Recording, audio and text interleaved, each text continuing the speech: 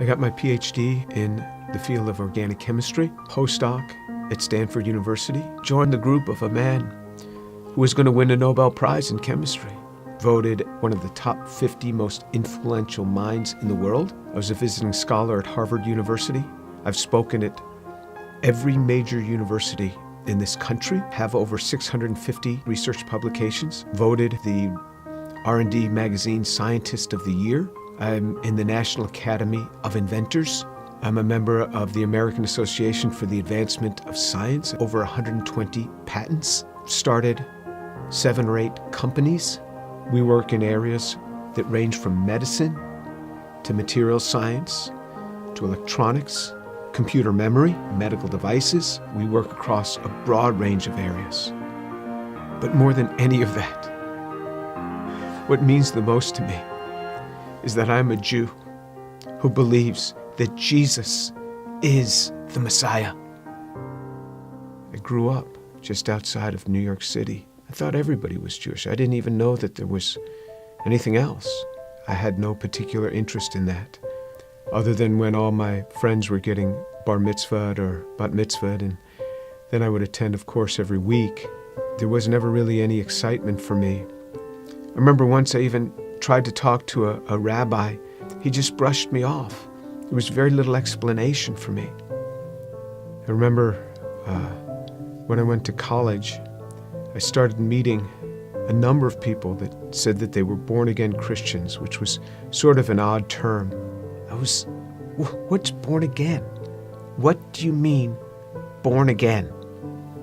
One person saw me in the laundry room. He said, "Do you mind if I give you an illustration of the gospel?" And I remember we sat there and he actually started to draw a picture. A cliff with a man on one side, and he drew a little man, and then another cliff with God on the other side, and a big chasm in between that he labeled with sin. And I looked at him, I said, "I'm not a sinner. I've never killed anyone. I never robbed a bank. How could I be a sinner?" And he had me read a verse from the Bible. "For all have sinned and fall short of the glory of God." In modern Judaism, we never really talked about sin. I don't remember ever talking about sin in my home. So he turned to another passage. Jesus said, "I say to you that everyone who looks upon a woman with lust for her has already committed adultery with her in his heart." Pow! I felt just as if I had been punched right in the chest. Here I was, new in college. I didn't think anybody knew. I would pick up these magazines and I became addicted to pornography. It was just through those magazines. And all of a sudden, something that's written in the Bible, somebody who lived 2,000 years ago is calling me out on it. And I felt immediately convicted. And that now I realized I was a sinner. When I read in the scriptures what sin is, then I knew I was a sinner. How am I going to get to God? We Jews know this better than anyone else. Without the shedding of blood, there is no forgiveness of sin.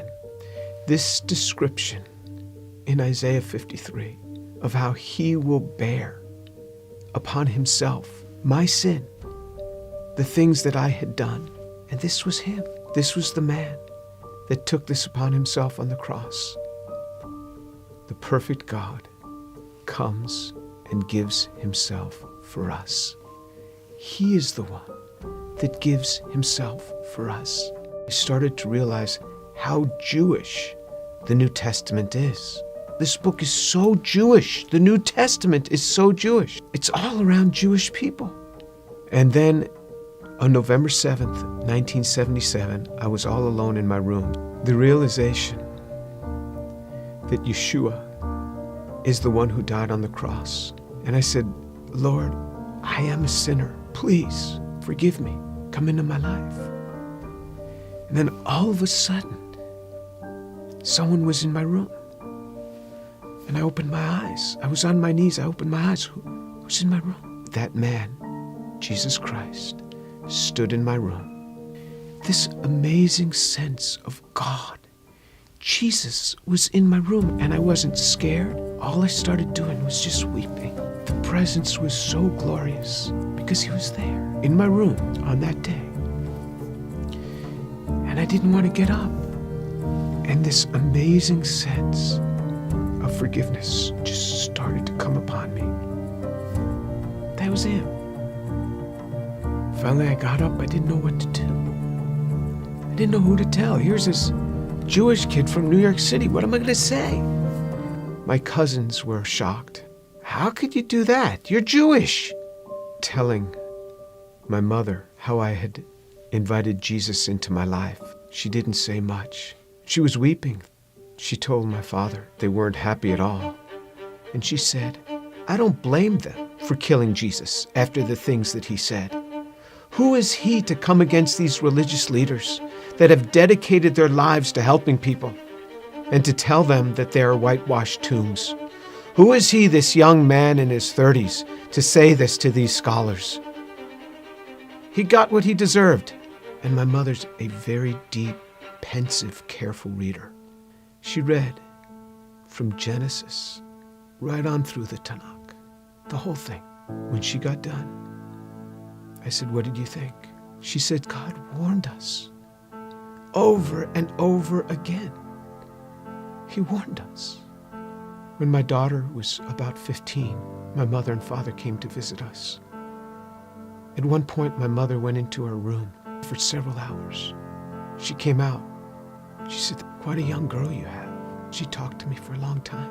She started reading the Bible again, both the Old and the New Testament. One day, not long after that, she called me on the phone at the age of 72.